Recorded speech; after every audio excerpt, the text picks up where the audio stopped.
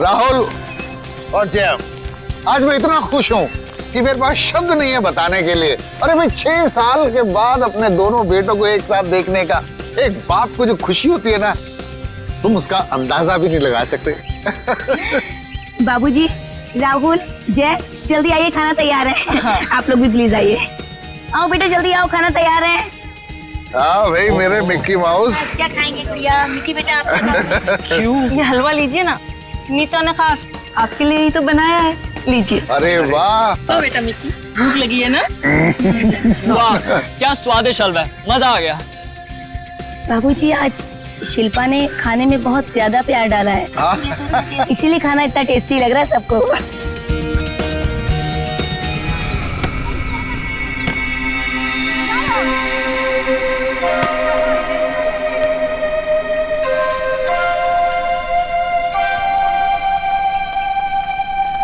अरे प्रकाश अंकल, आप यहाँ? अंकल नमस्ते। नमस्ते अंकल। नमस्ते। अंकल मैं तेज बीविंग में रहता हूँ। माफ करना बेटा, मेरा ध्यान कहीं और था। कोई बात नहीं। अंकल आप यहाँ धूप में अकेले बैठ के क्या कर रहे हैं? बेटा सुनील घर की चाबी देना भूल गया, पर फिक्र की कोई बात नहीं, वो आता ही होगा। अंकल तो हम सुनील जी को फोन लगा देते हैं, उन्हें तो आते आते शाम हो जाएगी। अरे नहीं, काम के वक्त उसको फोन करके परेशान मत करो। जैसी आपकी मर्जी अंकल, लेकिन कम से कम आप हमारे घर पे आके इंतजार कर लीजिए। नहीं मुझे चलेगा, मुझे अकेला छोड़ दो।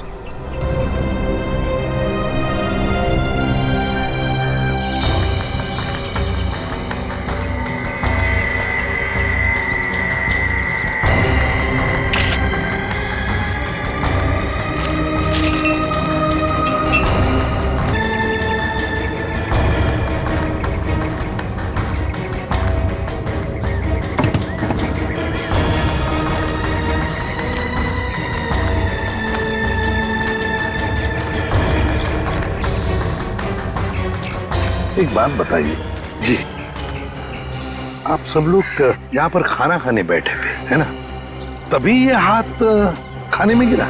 जी सर। ऐसा डरावना हाथ तो हमने पहले कभी देखा ही नहीं, और सर हम तो एकदम से डर गए थे।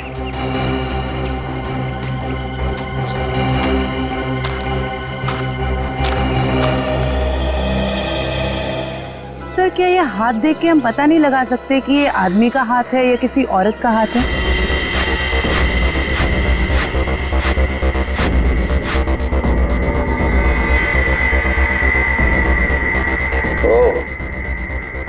इन मुजरिमों के हौसले भी दिन ब दिन बुलंद होते जा रहे हैं। ओए, अकेले में क्या बातें कर रहा है? मुझसे बात कर। क्या पता चला, बता जल्दी। ऐसी क्या कहानी बता रहा है सर? सचिन, जिस किसी का ये हाथ है उसकी उम्र 40 से 45 साल की है। तो बॉस, इसके साथ जो कुछ हुआ है उसे सोच करके भी रोंगटे खड़े हो जाते हैं। रोंगटे खड़े हो जाते हैं? क्यों सालूं के सब?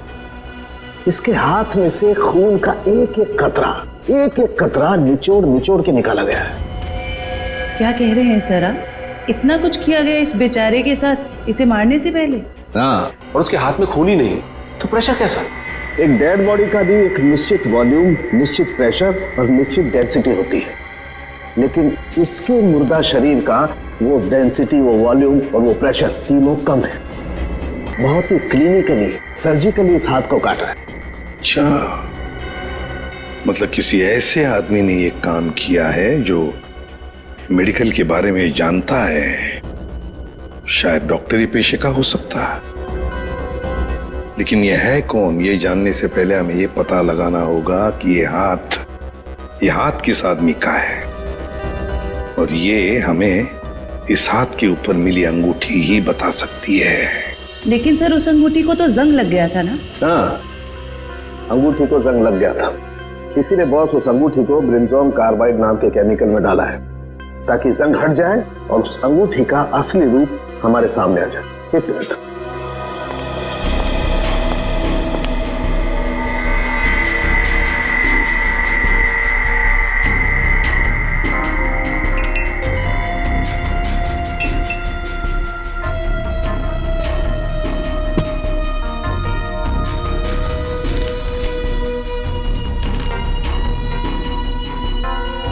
ये देखो बॉस,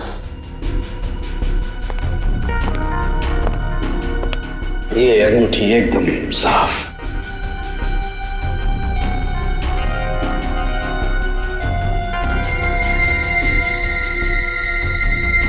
ये क्या है? इस अंगूठी के अंदर 2 अल्फाबेट्स इनग्रेव किए हुए हैं, आर वी। सर, ये 2 अक्षर आर और वी, इनसे कैसे पता चलेगा उस आदमी के बारे में? यही तो हमारा काम है ना फ्रेडी, पता लगाना। सिर्फ इन 2 अक्षरों से, आर और वी। फ्रेडी, इससे भी छोटे सुराग से हमें पता चल सकता है मुजरिम कौन है। सर, हो सकता है ये आरवी मरने वाले के नाम का इनिशियल हो सकते हैं, और सचिन ये भी हो सकता है कि वो इनिशियल्स आर वी पत्नी के भी हो। वो अंगूठी शायद शादी की अंगूठी हो। सर, एक और बात, वो अंगूठी प्लैटिनम में बनाई गई थी। सर, ऐसी अंगूठियां आसानी से बाजार में मिलती नहीं है, खास ऑर्डर देकर बनवाई जाती है। बिल्कुल सही। बस उस अंगूठी का फोटोग्राफ शहर में जितने भी जौहरी है उन सबको भेज दो। पता चल जाएगा किस जौहरी ने वो अंगूठी बनाई थी और किसके लिए। Are we. Yes sir. Sir, एक बात समझ में नहीं आ रही कि अगर ये खूनी आरवी को मारना ही चाहता था तो आसान मौत भी तो दे सकता था, ये काटने की क्या जरूरत? सचिन मरने वाले की पहचान छुपाना चाहता था, वो पहचान छुपाना चाहता था। सर आपसे मिलने कुछ लोग आए हैं और वो कह रहे हैं कि अर्जेंट है। बुलाओ। आइए। नमस्ते सर। आइए, बताइए क्या बात है? सर, एक बहुत ही बड़ी मुसीबत आ गई है, बस आप ही हैं जो हमारी मदद कर सकते हैं। मुसीबत? कैसी मुसीबत? सर, हम लोग मोतीलाल नगर की रोज सोसाइटी से आए हैं। हमारे बिल्डिंग में एक बुजुर्ग रहते थे, प्रकाश जी। रहते थे मतलब? क्या आप नहीं रहते? सर, कल तक तो थे। सोसाइटी के पार्क में बैठे हुए देखा था हमने उन्हें, बोरिया बिस्तर बांध के बैठे थे। तो आप लोगों ने जाकर उनसे पूछा नहीं कि क्या बात है, क्या तकलीफ है, हैं? पता नहीं सर, हमने उनसे पूछा तो कुछ अजीब सा बड़बड़ाने लगे। सर, उनके बाहर बैठने की कुछ ना कुछ वजह जरूर है। क्या वजह हो सकती है? सर, उनका सौतेला बेटा सुनील बहुत ही ज्यादा बदतमीज और झगड़ालू किस्म का इंसान है वो। सर, हमें लगता है उसी ने ही सामान सहित अपने पिता को घर से बाहर निकाल दिया है। पता नहीं कहाँ होंगे वो। हो सकता है वो अपने ही घर वापस चले गए हों। घर में चेक किया आपने? हम लोग गए थे वहां पे, वो वहां नहीं थे, और हमने सुनील से पूछा तो उसने बोला कि उसे पता नहीं है। सर, उससे उनकी कोई परवाह नहीं है। सुनील? हेलो? हाँ, कहां पे? एक मिनट, आप क्या नाम बताया आपने? मालती? ठीक है, देखिए आप लोग चिंता मत कीजिए, आप सिर्फ उनकी फोटो भिजवाइए हमें, हम देखते हैं। सर, मालती नाम की हाउसवाइफ इंदिरा नगर से गायब है सर। इंदिरा नगर से मालती और मोतीलाल नगर से एक बुजुर्ग, दोनों के दोनों गायब है। इन दोनों के घर जाना पड़ेगा, पूछताछ करनी पड़ेगी।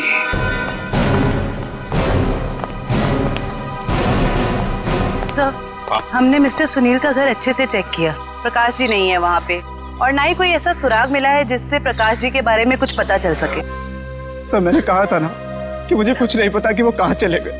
प्रकाश जी तुम्हारे सौतेले पिता थे, तुम्हारे उनके साथ अक्सर झगड़े हुआ करते थे, है ना? क्यों? सर, झगड़े होते थे, पर किस घर में झगड़े नहीं होते। इसमें सौतेली वाली बात कहाँ से आ गई सर? सगे बाप बेटों में भी तो झगड़ा होता है ना। मैंने उन्हें हमेशा सगे से ज्यादा समझा। अगर इतना प्यार था तो फिर उन्हें बाहर क्यों छोड़ दिया? सर, उन पे घर की डुप्लीकेट चाबी थी, चाहते तो घर में बैठ सकते थे। सर, मुझे तो लगता है कि इन दोनों ने मजबूर किया होगा उन्हें घर छोड़ने के लिए। ये आप क्या कह रहे हैं सर? हम ऐसा क्यों करेंगे? सर, आपको क्या लगता है मैं अपने पापा के साथ कुछ गलत करूंगा? सर, मेरे पापा को ढूंढ के ला दीजिए सर। हाँ, प्रकाश जी को तो हम ढूंढ कर निकालेंगे ही निकालेंगे, वो तो हमारा फर्ज है। लेकिन एक बात याद रखना, अगर पता चला तुम लोगों ने अपने पिताजी के साथ कोई गैर बर्ताव किया है तो अच्छा नहीं होगा, समझे?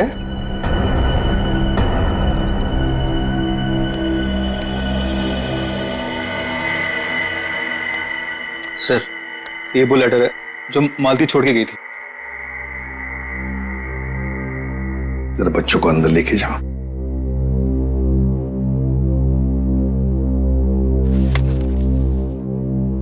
मैं मालती अपने पूरे होश में बिना किसी दबाव के ये खत लिख रही हूं। मैं अपनी रोजमर्रा की आम जिंदगी से इस घर गृहस्थी से तंग आ गई हूं और अपनी मर्जी से छोड़ के जा रही हूं। मुझे माफ कर देना विनय, माफ कर देना राहुल।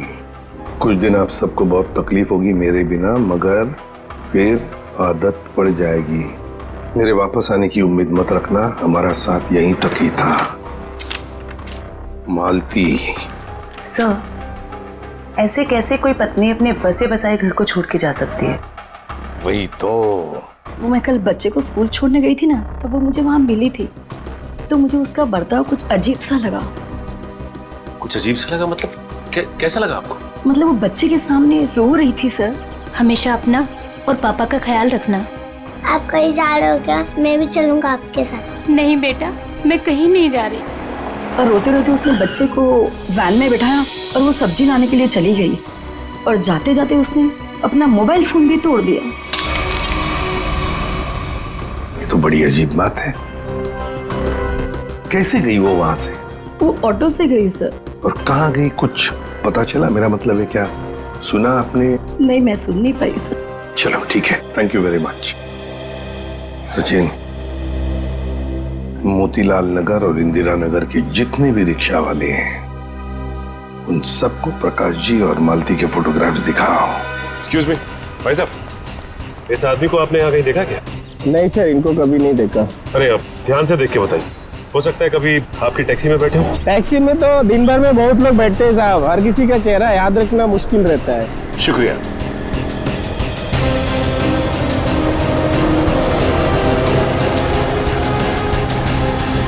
भाई साहब, आप देखिए इन्हें, कहीं देखा है आपने?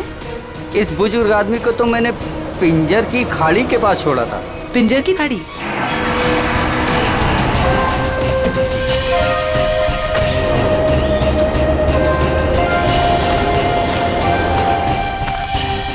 साहब, ये औरत कल पक्का मेरे साथ मेरे ही ऑटो में गई थी। अरे मैडम, यहाँ इस सुनसान जगह पे कहाँ रुकवा दिया ऑटो? आगे सारा जंगल ही जंगल है। और साहब एक और बात बताऊं, वो औरत ना मुझे बड़ी अजीब सी लग रही थी साहब। पूरे रास्ते रोती हुई गई और मोटी डोंगरी की गुफा के पास इसने मेरी ऑटो रुकवाई और उतर के चली गई। मैंने कहा भी कि मैडम अपने बाकी के पैसे तो लेते जाइए, लेकिन उसने पीछे मुड़कर देखा ही नहीं, बस जंगलों की तरफ बढ़ती चली गई साहब। ठीक है भाई। जी सर। अरे जयवंती जरा देखो, देखो जरा ये टैब में मोटी डूंगी की गुफा और पिंजर की खाड़ी। सर, ये दोनों इलाके तो कुलवाड़ी के जंगलों के आसपास हैं। काफी सुनसान इलाका लग रहा है सर। हाँ, इस इलाके में 20 किलोमीटर तो जंगल ही जंगल है, लेकिन ये दोनों ऐसे घने जंगल में उतरे क्यों?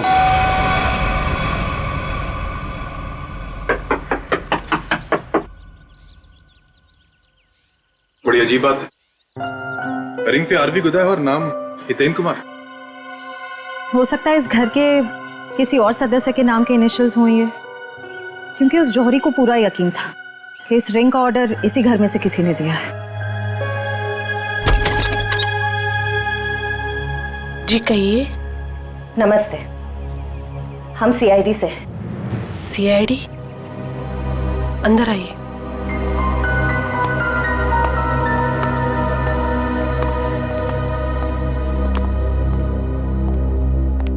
जी, हितेन ठीक तो है ना? कहाँ है वो? आप उन्हें साथ नहीं लेके आए?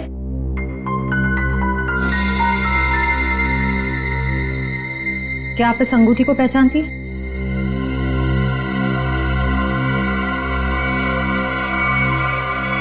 संभालिए अपने आप को। मैम, ये लीजिए। Thank you. क्या आप बता सकती हैं कि इस अंगूठी पर जो आरवी इनिशियल्स बने हुए हैं इनका क्या मतलब है?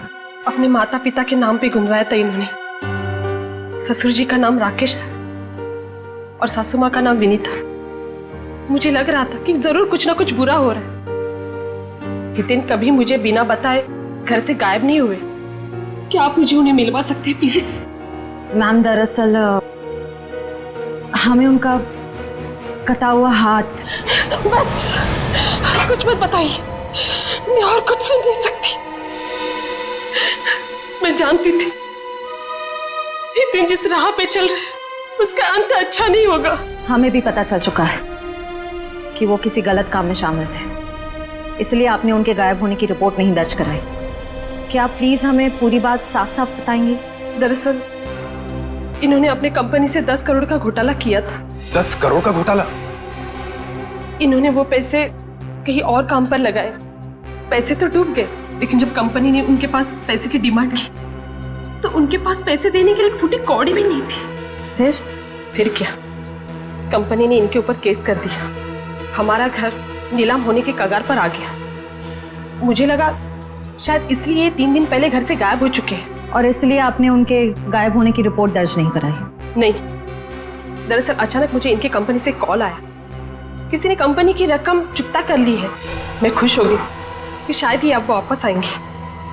1 मिनट, वो 10 करोड़ रुपए जो हितेन ने कंपनी से चुराए थे वो किसी और ने चुकते किए? किसने? पता नहीं, किसी ने इनके कंपनी के अकाउंट में वो रकम डलवा दी थी और एक चिट्ठी छोड़ी कि ये रकम वही है जो हितेन ने उनकी कंपनी से ली थी। बड़ी अजीब बात है मैम, कोई और हितेन के पैसे क्यों चुकाएगा, वो भी 10 करोड़? इसके पीछे जरूर कोई गहरा राज है। मैम, आपके रिश्तेदारों ने या दोस्तों ने हितेन को ढूंढने की कोशिश नहीं की? कोशिश की न। हितेन की गाड़ी भी मिली गुलवाड़ी जंगल के पास, लेकिन हितेन का कुछ पता ही नहीं चला। गुलवाड़ी जंगल?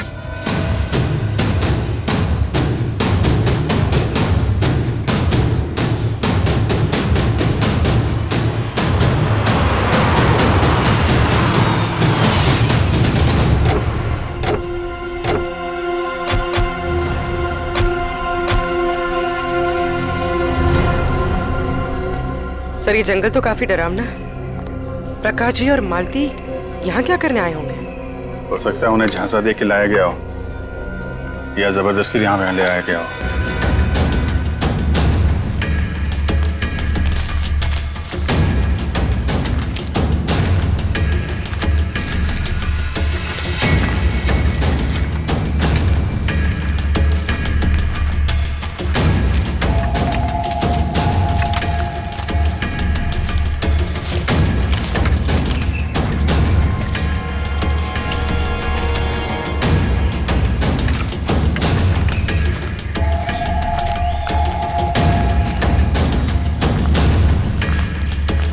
एक मिनट अभिजीत, वो देखो।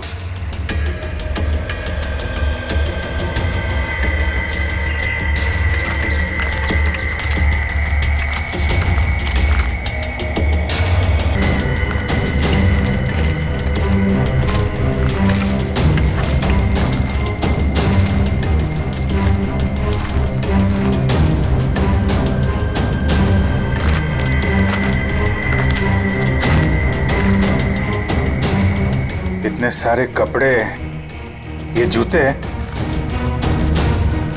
ओह माय गॉड, खून देखा? Oh no.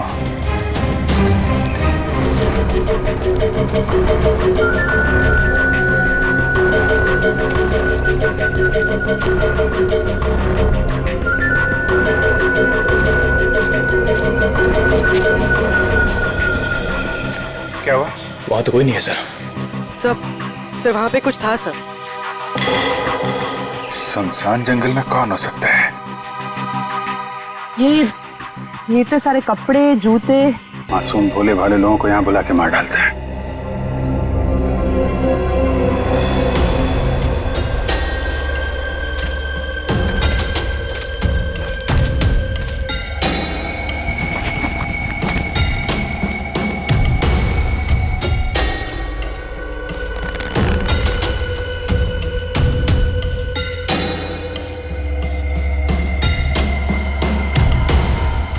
प्रकाश जी का बैग है ये अपने बीवी बच्चों की फोटो लेके यहाँ पे क्यों आए थे?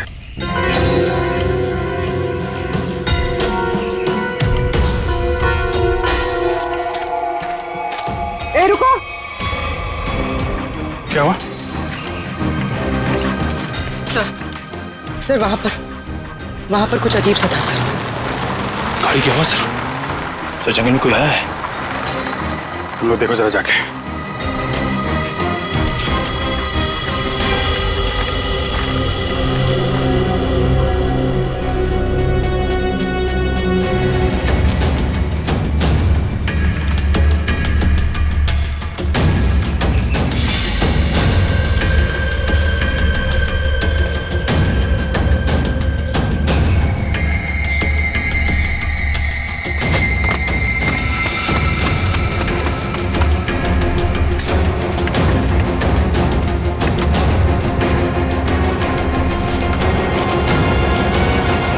हितेन का कटा हुआ हाथ और उसकी गाड़ी मिलती है गुलवाड़ी जंगल के आसपास।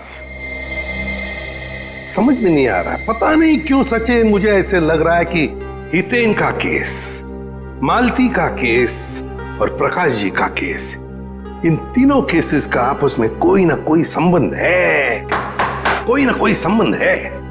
सर प्रकाश जी और मालती के बारे में कुछ और पता चला है। क्या? सर ठीक हितेन की तरह ही प्रकाश जी और मालती दोनों कर्जे में थे। प्रकाश जी के बेटे को 5 लाख रुपए देने थे और मालती जी का घर गिरवी रखा था। सर दोनों के गायब होते ही इन दोनों का कर्जा किसी ने चुका दिया। हितेन भी कर्जे में था, मालती भी कर्जे में थी, प्रकाश जी भी कर्जे में थे। तीनों के तीनों गायब होते, तीनों के तीनों आखिरी बार दिखाई पड़ते हैं गुलवाड़ी जंगल के आसपास।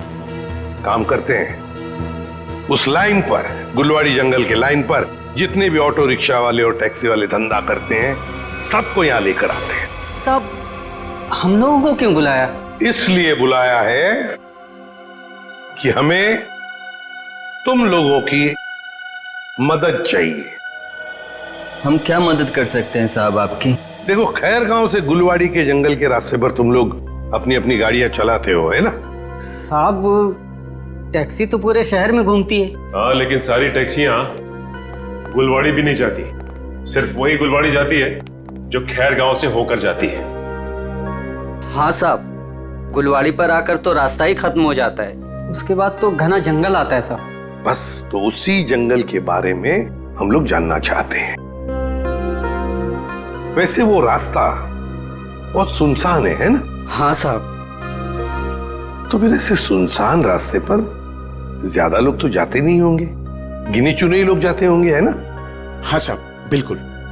तो एक बात बताओ, पिछले 2-3 महीनों में क्या तुम लोग किसी पैसेंजर्स को उस रास्ते पर लेके गए थे?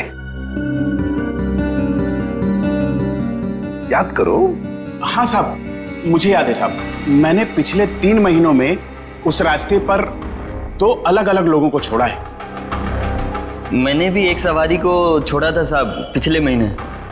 साहब पिछले महीने मैंने भी एक सवारी छोड़ी थी, वो एक आदमी था।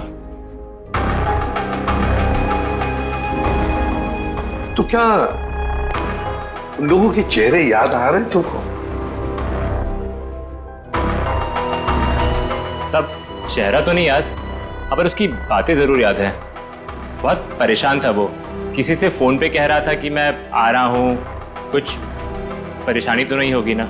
साहब मुझे याद आया, मालती जी के अलावा मैंने एक लड़की को भी छोड़ा था और वो लड़की पूरे रास्ते रोती रही। साहब मुझे तो लगता है कि वो लड़की घर छोड़कर भाग कर आई थी। हाँ साहब, और गुलवाड़ी के रास्ते पर उतर गई वो। मैंने अपने सवारी से बोला था यहाँ पर ऑटो और टैक्सी नहीं मिलेगा साहब, पर उसने कोई जवाब ही नहीं दिया। सर ये तो बिल्कुल प्रकाश और मालती के केसेस जैसा है। हाँ श्रेया, ये तीनों के तीनों केसेस एक जैसे ही हैं और जरूर और भी ऐसे केसेस होंगे, लेकिन हितेन, प्रकाश और मालती, इन तीनों के जिसने भी कर्जा चुकाया है उसी ने इन तीनों को गायब भी किया है। समझ में नहीं आ रहा है ये सब करने के पीछे ये खोने का मकसद क्या है?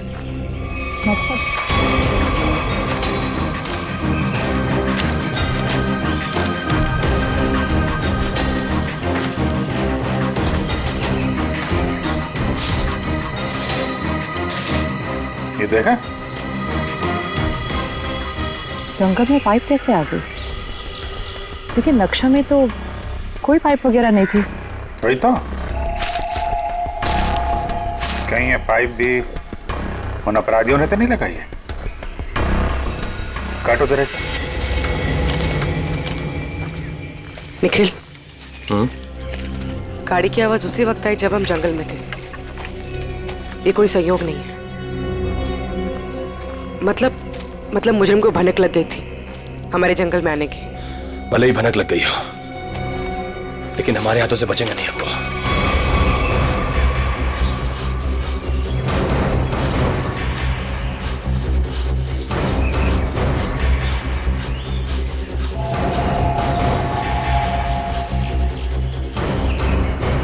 बदबू आ रही है।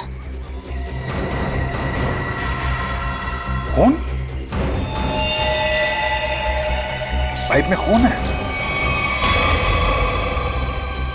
लोगों को मार के, उनकी लाशों को काट के इस पाइप में से खून भेजा जा रहा है। इसे एक आदमी का काम नहीं है, ये पूरा का पूरा गिरोह है। ये पाइप हमें उन तक पहुंचाएगा। सर, मैंने मिसिंग पर्संस ब्यूरो से पता लगा। सर, जंगल के पास जो जो लोग गायब हुए थे वो सब कर्जे में डूबे हुए थे। जो जो लोग उस गुलवाड़ी जंगल में गायब हुए सब कर्जे में डूबे हुए हैं। तो मतलब मेरा शक सही था। ये कोई संयोग नहीं, सोच समझ के बनाया हुआ प्लान है ये, कर्जे में डूबे लोगों को निशाना बनाने का। सर, लगता है ये कोई सीरियल किलर है जो कर्जे में डूबे लोगों को ही अपना शिकार बना रहा है। सर सचिन, हो तो हम पता लगा ही लेंगे। ये प्रकाश, हितेन और मालती, इन तीनों के फोन रिकॉर्ड चेक किए? Yes sir. क्या पता चला? सर, इन तीनों के फोन रिकॉर्ड्स में 3 नंबर ऐसे हैं जो कॉमन हैं। किस किस के फोन नंबर्स है वो? सर, 2 नंबर तो बंद आ रहे हैं और तीसरा नंबर किसका है इसका पता नहीं चला है। लेकिन सर, इस तीसरे नंबर से किसी जया को फोन किया गया है परसों। तीसरे नंबर से जया को फोन किया गया है? तो फिर लगता है जया की जान को खतरा है। जया की जान को खतरा है। श्रेया, इस जया को फोन करो, पूछो उससे क्या वो किसी कर्जे में डूबी है क्या।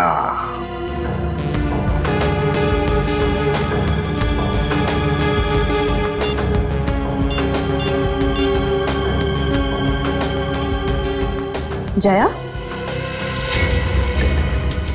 निखिल, ये देखो, टायर के निशान। टायर के निशान? अगर टायर के निशान यहाँ है तो गाड़ी भी कहीं आसपास होनी चाहिए।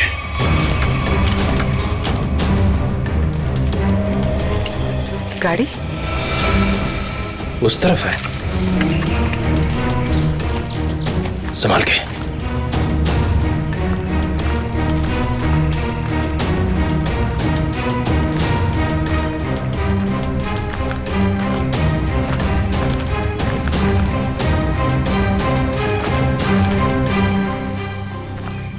यहाँ तो आसपास कोई नहीं है। इंजन अभी भी गर्म है। मतलब जो कोई भी इस जीप में आया है यहीं आसपास है। इतने सारे डब्बे?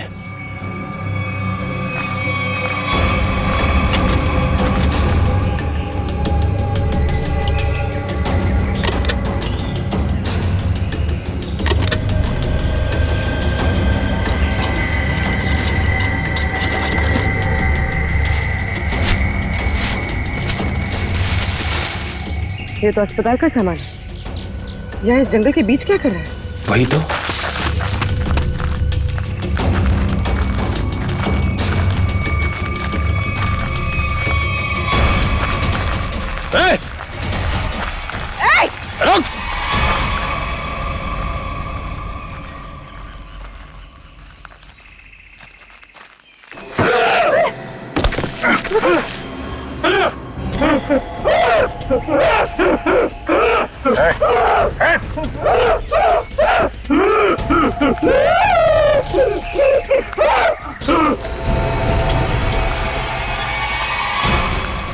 रुक!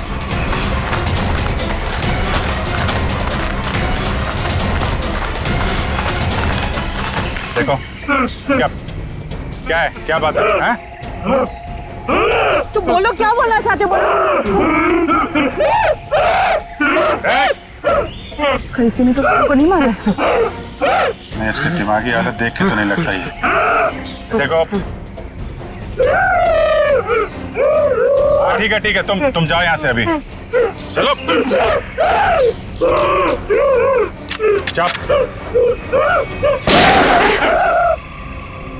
तुमने गोली क्यों मारी? वो बेचारा डर के भाग गया। वापस आके इसको बचा लेंगे। पहले प्रकाश और मालती को बचाना जरूरी है, कहीं उनकी भी ऐसी हालत ना हो जाए।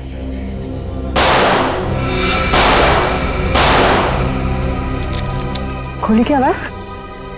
कहीं निखिला पूरी मुसीबत में तो नहीं? लेकिन उन्हें ढूंढेंगे कैसे अभी? जिधर से गोली की आवाज आई है उधर।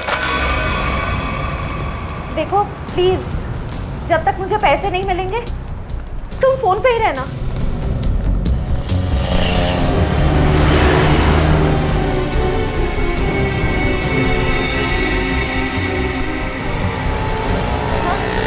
मुझे दुकान दिख गई, मैं आ रही हूँ। नहीं, तुम फोन मत रखना प्लीज प्लीज, मैं पहुंच गई।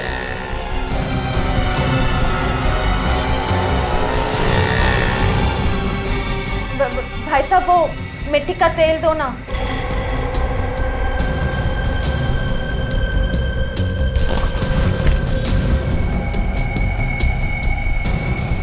मैं सीआईडी ऑफिसर हूं, सीधे से बता दे किसके इशारे पे तूने मुझे बैग दिया, वरना ससुराल की सैर करनी पड़ेगी। वो जा रहा है, नीली कमीज वाला, फोन पर। मयूर ऋषिता, वो ब्लू शर्ट वाला। बस बहुत घूम लिया। तुम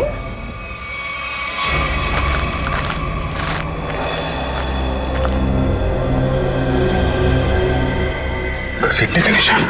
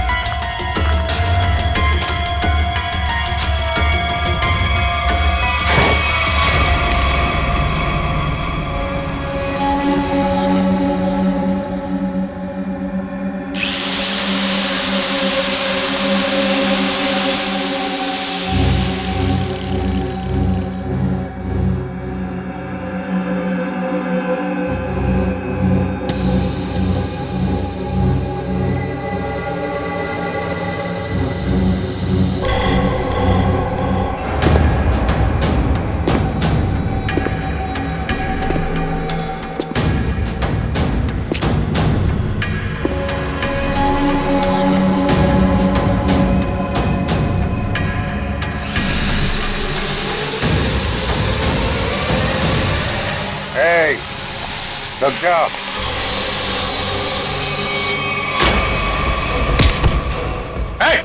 रुक जाओ, नहीं तो इसकी खोपड़ी उड़ा दूंगा।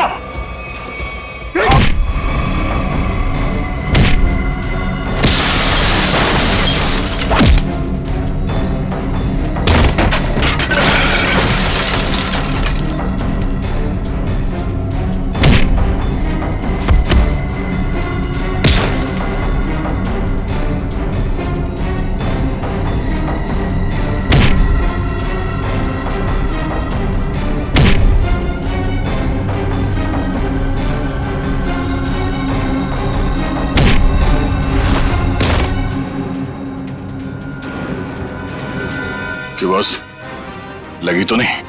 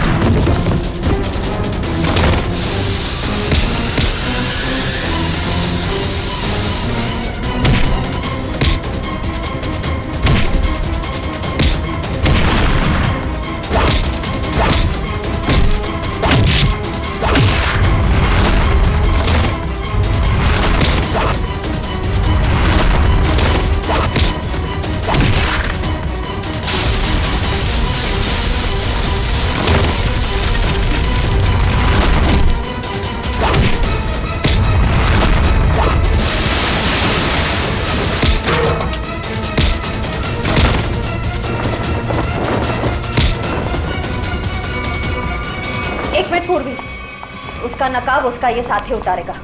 उतार उसका मास्क। सर, ये वो लेटर है जो मालती छोड़ के गई थी।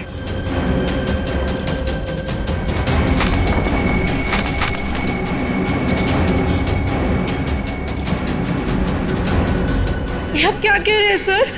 हम ऐसा क्यों करेंगे? पैसों की लालच में तुम इतनी गिर गई, तुमने इंसानियत को शर्मसार कर दिया। यहाँ तक कि अपने पिता समान ससुर तक को नहीं छोड़ा तुमने।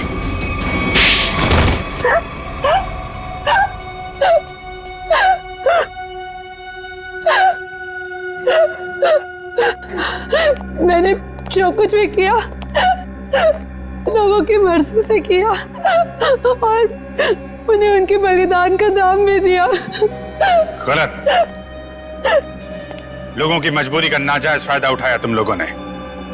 उनके शरीर के अंगों का काला कारोबार कर रहे थे तुम लोग। क्यों?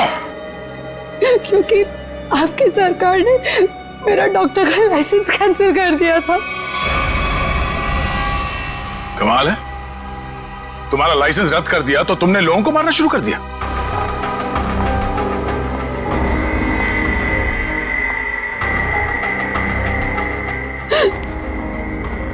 तुम्हारे आड़े टेढ़े एक्सपेरिमेंट ने यह हाल कर दिया लोगों का।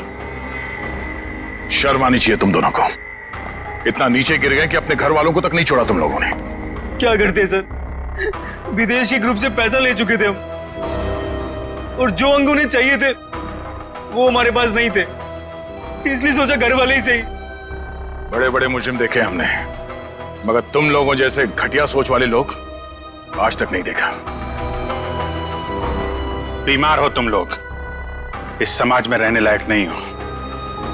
किस्मत अच्छी हुई तो जिंदगी भर जेल में सड़ोगे, वरना आसार तो यही है कि अदालत फांसी देगी तुम्हें। ले जाओ इन्हें। चल।